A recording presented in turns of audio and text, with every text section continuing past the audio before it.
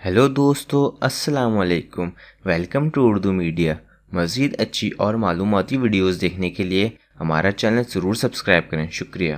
फटी एड़ियों के लिए आसान कुदरती इलाज। अगर आपकी फटी एड़ियों की वजह से परेशान हैं और उन्हें ठीक करने के लिए बहुत से तरीके आजमा चुके हैं तो घबराइए मत, क्योंकि आज हम आपको फटी एड़ियों के लिए आसान कुदरती तरीके बताएंगे। इसके इलाज के लिए सबसे अहम बात यह है कि ज़्यादा से ज़्यादा पानी पिएं, ताहम जिस्म में पानी की कमी पूरी हो सके। इसके अलावा नीचे बताए गए कुदरती तरीकों पर अमल करें और मुलायम पाँव और एड़ियां हासिल करें। केले।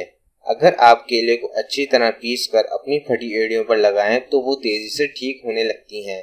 लीमू का रस। फटी एड़ियों के लिए लीमू सबसे ज़्यादा मुफीद चीज़ है।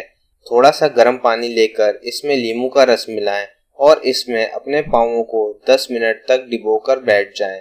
लीमू का रस और वैसलीन को मिलाकर लगाने से भी फटी एड़ियां ठीक हो जाती हैं।